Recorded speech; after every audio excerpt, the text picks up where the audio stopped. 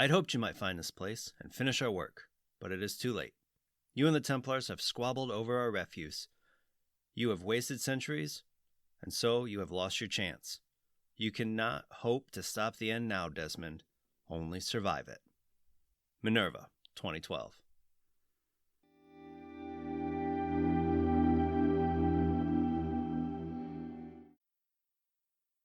Hello and welcome to Visions of the Past. My name is Andrew, and I'm the host of this Assassin's Creed lore podcast. This is episode 61, where we take a deep dive into the event known as the Second Disaster. Before we get into what the disaster is within the Assassin's Creed universe, let's take a look at the inspiration behind the disaster, the moment in time that has come to be known as the 2012 phenomenon. This phenomenon was dominated by the idea that a handful of cataclysmic events would occur on or around December 21st, 2012. You might be wondering why that date is so specific, and it comes down to being regarded as the end of a 5,126-year-long cycle in the Mesoamerican long count calendar. Some believe that this date marked a period where everyone on Earth, or the Earth itself, would undergo positive physical or spiritual transformations, while others thought that the date would bring one of a handful of cataclysmic scenarios like the arrival of a solar maximum, the period of greatest solar activity during the sun's 11-year solar cycle, the Earth interacting with a supermassive black hole at the center of the galaxy, or even the Earth colliding with a mythical planet called Nibiru. Mayan scholars stated that there were no classic Mayan accounts that forest impending doom, and that the long count calendar ending in 2012 misrepresented Mayan history and culture. Astronomers even rejected the doomsday scenarios as pseudoscience. Within Assassin's Creed, the disaster has only been shown within Assassin's Creed 3, but it has been mentioned within Assassin's Creed 2, Assassin's Creed Brotherhood, Assassin's Creed 4 Black Flag, Assassin's Creed Origins, and Assassin's Creed Valhalla. Before we get started on what the Second Disaster is, the first thing you need to know is that it ties directly into the Great Catastrophe that I talked about on episode 18 from April 2020. The TLDR, though, is that the humans in Isu were so focused on their war with each other that no one noticed a coronal mass ejection coming until it was too late. This mass ejection had enough power to flip the Earth's magnetic poles, which caused fires and earthquakes, and ended up leading directly to the extinction of the Isu. The Isu did notice the Great Catastrophe coming soon enough to test some solutions, but they did not find anything in time to stop it. One more thing to note is that with talking about the Second Disaster, we will be going into major spoilers for Assassin's Creed Valhalla and its ending. Once it was realized that the Great Catastrophe wasn't going to be stopped, Minerva looked forward using the Nexus to figure out the most probable scenario, and using a device called the Eye, she communicated with people in the future in an attempt to stop the Second Disaster. The first known message from Minerva was received on December 28, 1499, within an Isu vault under the Sistine Chapel in Rome, by Ezio Auditore da Firenze. This message was designed to use Ezio as a conduit to deliver the message to Desmond Miles, who on September 15, 2012, relived the memory of Ezio's. This message, while it did interact directly with Ezio, was designed to warn Desmond about the upcoming disaster. Along with the warning, Minerva marked the Apple of Eden that Ezio had used to open the vault, and confirmed that humans were created by Isu, and it was a war that broke out between the races that kept them from seeing the Great Catastrophe, and to prevent the upcoming disaster, Desmond needed to find other Isu temples and artifacts, and to be wary of the Templars. Ezio took this information back to Monteriggioni with him, but he didn't understand what it meant at all after discussing it with his fellow assassins.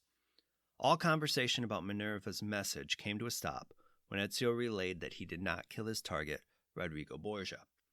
After this meeting ended, and the Borgia attacked Monteriggioni on the morning of January 2nd, 1500, the apple was taken from Ezio's Uncle Mario, setting Ezio on a course to not only retrieve the apple, but to remove the Borgia from power. Eventually, Ezio did do this and recovered the apple that Minerva marked, and he hid it within a vault located beneath the Santa Maria Araceli in Rome. After Desmond received the memory of Ezio's that contained the message, the cell of assassins that he was in decided to continue through Ezio's life to find out what happened to the apple, believing that they needed it to stop whatever was coming. After finding out where Ezio had hid the apple, the cell traveled to Rome on October 11th, 2012, and as Desmond found his way through Rome's Colosseum, the other members of his cell found a different way into the vault. On the route to the apple, Desmond heard a message from the Isu Juno about the differences between Isu and human senses, and that Desmond would be the one to activate something only knowing when it was too late. Desmond did pick up the apple from the vault, but at that moment, it took control of his body, leading to him to assassinate Lucy Stillman, a member of the cell he was in, and he fell into a coma. During Desmond's coma, he was placed within the Animus, where his consciousness met a virtual construct of clay chasmeric. Clay had put his consciousness within the memory core of an Animus after Juno had convinced him to help Desmond to complete his mission and to get to the Grand Temple. When the Animus tried to delete the consciousness of both Clay and Desmond, Clay held him close, and as he started to be deleted, he pushed Desmond into a sync nexus.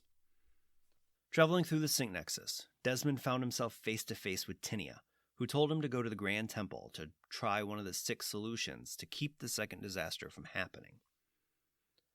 Awaking from his coma on October 30th, 2012, Desmond found himself at the Grand Temple with his father, William Miles, and other assassins, Rebecca Crane and Sean Hastings. During the apple that Minerva touched to enter the temple, Juno forced Desmond into the life of Haytham Kenway as they made their way through the entrance. During the forced memory, Haytham gained an amulet that Desmond needed to open the inner chamber of the temple. While reliving Haytham's memories, Desmond found that Haytham had a son, and that it was this son that had eventually hidden the amulet at the request of Juno at the Davenport homestead near Rockport, Massachusetts. After waking from his coma on October 30th and finding the amulet on December 20th, Desmond recovered multiple power sources for the temple from across the world, learned of the 6 ways that the Isu tried to stop the Great Catastrophe, and received emails from Juno, pushing him to stay in the Animus longer because time was short, and that while she still could, she had thrown messages from Minerva and Tinia into the Great Chasm that was near the door to the inner chamber. Once the cell got back to the temple from getting the amulet, it was late December 20th, 2012, and the cell entered the inner chamber and found a device that looked like a ball on a pedestal. Before Desmond could do anything, he was visited by Juno, asking him to touch the pedestal to save the world, but they were interrupted by a message from Minerva, asking him not to. Minerva went on to explain that Juno lived within the walls of the temple, and that if he touched the sphere and saved the world, she would be released, and that it would be better to let the world burn than to release Juno. When she said this, Juno asked if that was really true, and to show Desmond what would happen if he didn't save the world. Desmond was then shown a vision where the world would burn, but not end. After coming from the Great Temple, Desmond resolved to lay a foundation so that this tragedy would never happen again, and become a symbol for those who survived. After his death, the legacy that he built, meaning to encourage life, would be used to justify taking it, starting the world down a cycle that would end the same way. After seeing this, Desmond knew there wasn't enough time to save the world outside of the pedestal, resolving that the others would find a way to stop Juno. Touching the pedestal shortly after midnight, the morning of December 21st, 2012, Desmond activated a global Aurora Borealis device, saving the world from a coronal mass ejection at the cost of his life, and releasing Juno into the gray. In August 2018, Juno's scheme of cloning an Isu body to inhabit was foiled when assassin Charlotte de la Cruz killed Juno and Juhani Otso Berg set off an explosion destroying the lab in Australia that created the body and the body itself. After Desmond saved the world, the Earth's magnetic field continued to strengthen, and sometime at the beginning of 2020, a strange message was deposited in the assassin's encrypted servers from an unknown source north of the Arctic Circle. The message was broadcast for 9 days and then ceased. This message was from an unknown male that claimed to have seen an end to what was coming, and to save everyone, they needed to find someone called the Wolf-Kissed, and was known as the Mad One. Within the message were coordinates to a Norse gravesite near Concord, Massachusetts. By May, a team of assassins that consisted of Layla Hassan, Rebecca Crane, and Sean Hastings had found the gravesite and started to use DNA from Eivor Varinsdottir to relive her life and find out why she was the key to saving the world. During an early break, Layla listened to a news report stating that the Earth's magnetic field had increased by a factor of 50,000.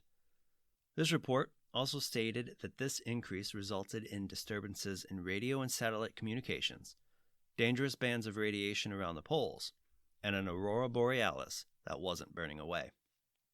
During this report, a Dr. Circa stated that the scientific community doesn't know why the magnetic field was increasing, and that if they can't find out how to change it, the way humans live, communicate, and maybe even the way they evolve could be changed forever.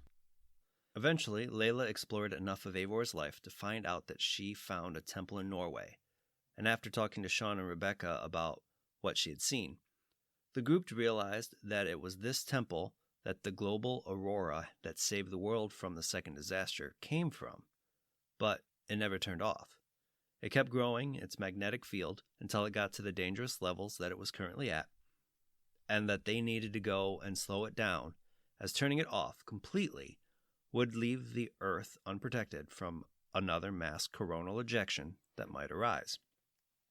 Sean speculated that over the last 8 years the machine was on, the temple was filled with radiation and heat, and that to get to the controls of the machine, Layla would need to use the staff of Hermes Trismegistus because of its powers of healing and granting the user physical immortality.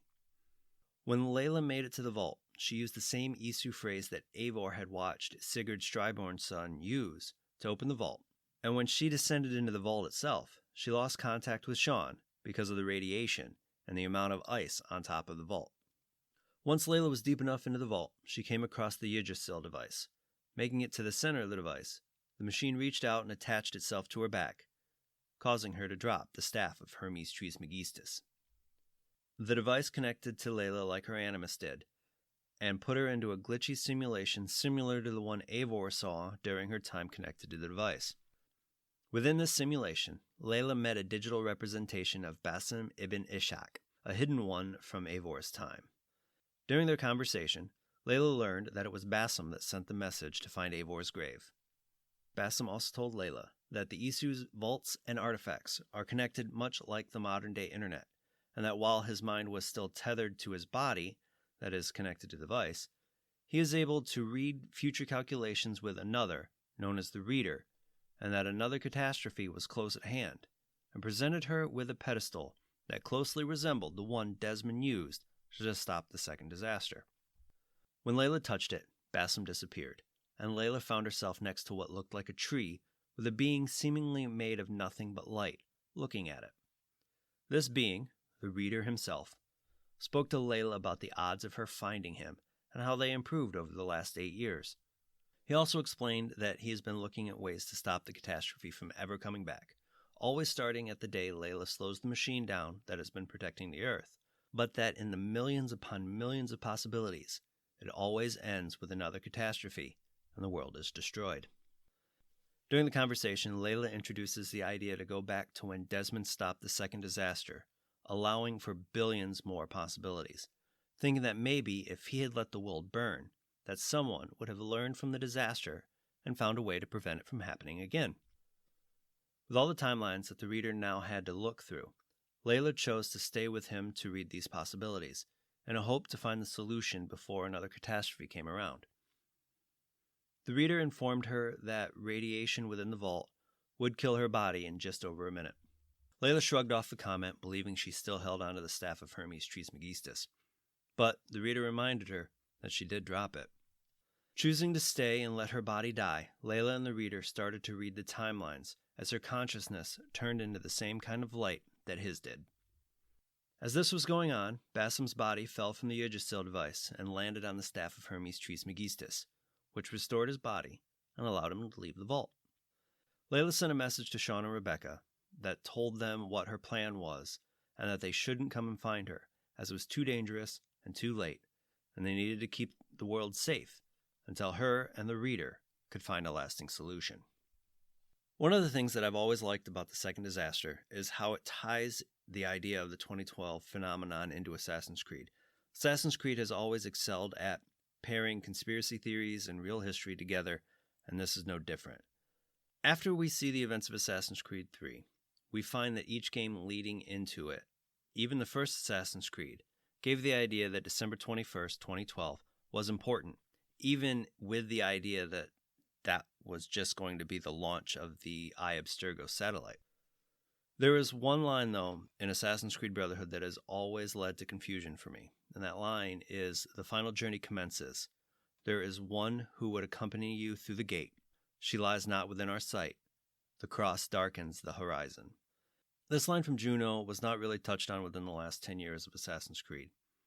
A lot of the community looked at Desmond as a representation, descendant, or even the rebirth of Adam, and that he needed to find his Eve. But after the stopping of the disaster and moving from Desmond's story, it seemed like we'd never get a real answer to what the line meant. The release of Assassin's Creed Valhalla, though, brought us back to what happened in 2012 and brought this line into question again. By the end of the game, we see Layla meeting up with the reader, who clearly is the consciousness of Desmond after he stopped the second disaster from happening, showing Layla and Desmond in the gray as beings of light, looking at the calculations that take the form of a tree, bring forth imagery of Adam and Eve, looking at the tree of the knowledge of good and evil. While this might not have been the original intention when the line was delivered and the storyline of Eve was first explored, it does serve as a nice way of ending that plot thread. Now that Desmond and Layla are working together, Desmond can find a way to fully stop the second disaster and not just delay it.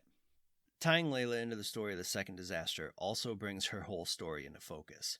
With the empirical truth within Assassin's Creed Origins, we know that Layla's mind is different, and that it could find a way to break nodes in time, or times that could not be avoided. And the idea of the heat and radiation within the vault, and exactly what happens after she ends up in the Yggdrasil device, it shows how she was truly manipulated within Assassin's Creed Odyssey. For me, what happens to Layla at the end of Valhalla was a good way to bring her character redemption and leave her open for a return, along with Desmond, once the story progresses to a point that returning to them and breaking the node makes sense within the modern-day narrative. Thank you for joining me today. Be sure to tune in every Tuesday for new episodes. If you love the Visions of the Past podcast, I'd love for you to subscribe, rate, and give a review on Apple Podcasts. If you have any questions about Assassin's Creed or topics that you'd like me to cover, please feel free to hit me up on Twitter and Instagram at visions_AC, and you can find those links in the show notes below. Until next time, my assassin friends, make sure to follow the Creed, and to those Templars listening, may the Father of Understanding guide you.